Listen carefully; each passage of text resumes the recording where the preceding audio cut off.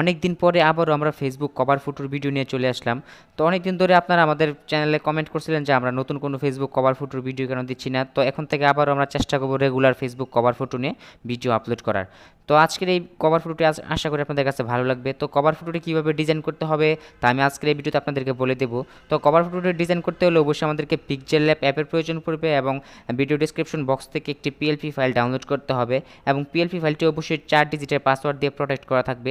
আমি ভিডিও লাস্টের দিকে আপনাদেরকে পাসওয়ার্ডগুলো বলে দেবো, সেখান থেকে আপনারা পাসওয়ার্ডটি কালেক্ট করে পিএলপি ফাইলটি ডাউনলোড করবেন। তো চলুন চলে যাই মূল টিউটোরিয়ালে। তো ভিডিও ডেসক্রিপশন বক্সে থাকা পিএলপি ফাইলের লিঙ্কে ক্লিক করলে আপনাকে ঠিক এরকম একটি ইন্টারফেসে নিয়ে আসা হবে এবং এখানে আপনারা দেখতে পাচ্ছেন নিচে পাসওয়ার্ড দিন। তো এইখানে আপনাকে পাসওয়ার্ডটি দিয়ে দিতে হবে। তো আমি ভিডিও লাস্টের দিকে আপনাদেরকে দেখিয়ে দেবো পাসওয়ার্ডটি, তো আপনারা পুরো ভিডিওটি দেখে থাকুন। তারপরে এখান থেকে সাবমিট অপশনে ক্লিক করলে আমরা এখান থেকে একটি গুগল ড্রাইভের লিঙ্ক পেয়ে যাবো। আমরা এই লিঙ্কের উপরে ক্লিক করে এখান থেকে আমরা পিএলপি ফাইলটা খুব সহজেই ডাউনলোড করে নিতে পারবো। এবার আমরা পিকচার ল্যাব অ্যাপটি ওপেন করব। তারপরে এখান থেকে 3 ডট অপশনে ক্লিক করব। দেন এইখান থেকে আপনারা পেয়ে যাবেন ওপেন ডট পিএলপি ফাইল লাস্টের থেকে 3 নম্বরে। তো আমরা এটাতে ক্লিক করে দিব। তারপরে এখান থেকে ডট পিএলপি নামে একটি অপশন পেয়ে যাবেন, এই ডট পিএলপি অপশনে ক্লিক করে দেবেন। তারপরে এখান থেকে আপনার ডাউনলোড করা পিএলপি ফাইলটি পেয়ে যাবেন, সেই পিএলপি ফাইলটির উপরে ক্লিক করে দিবেন। দেন এবার এইখান থেকে ওপেন অ্যান্ড অ্যাড এটাতে ক্লিক করবেন। তারপরে এখান থেকে আপনারা ব্যাক করবেন। তাও দেখতে পাচ্ছেন এখানে আমাদের পিএলপিটা চলে আসছে। দেন এবার এখান থেকে আমরা আমাদের ফটোগুলোকে রিপ্লেস করবো প্রথমে। তার জন্য এখান থেকে আমরা লেয়ার অপশনে ক্লিক করব। দেন এখান থেকে আমরা প্রথম ফটোটা সিলেক্ট করব। দেন এটাকে আমরা আনলক করব। তারপরে এখান থেকে আবার লেয়ার অপশনে ক্লিক করব। দেন এইখান থেকে আমরা এই আইকনটাতে ক্লিক করে দেব। তারপরে এখান থেকে রিসিলেক্ট একটি অপশন পেয়ে যাবো, আমরা রিসিলেক্ট অপশনে ক্লিক করব। দেন এবার এখান থেকে আপনার গ্যালারিটি ওপেন হয়ে যাবে। তো আপনার গ্যালারিতে থাকা আপনার ফটোটি সিলেক্ট করতে হবে। তো আমরা এখান থেকে এই ফটোটি সিলেক্ট করে দিলাম।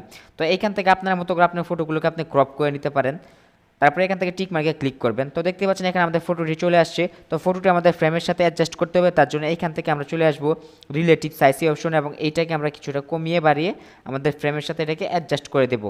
দেন এখান থেকে টিক মার্কে ক্লিক করবো এবং এইখান থেকে পজিশন অপশনে ক্লিক করে এটা আমরা আমাদের মতো করে অ্যাডজাস্টমেন্ট করে বসিয়ে নেব।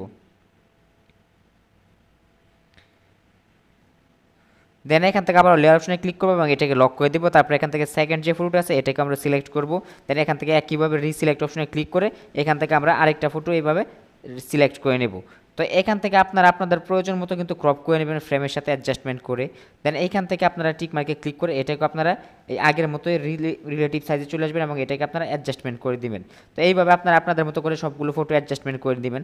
দেন এবার এখান থেকে আবার লেয়ার অপশনে ক্লিক করবেন এবং এইখান থেকে আপনারা আপনাদের নামটাকে রিনেম করতে হবে। তার জন্য এখান থেকে নামটাকে প্রথমে আপনারা আনলক করবেন। তারপরে এখান থেকে পেন্সিল আইকনে ক্লিক করবেন এবং এখান থেকে আবার পেন্সিল আইকনে ক্লিক করবেন।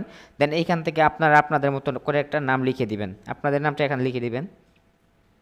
তারপর ওকেতে ক্লিক করবেন। তো দেখতে পাচ্ছেন আমাদের এই নামটা হয়ে গেছে।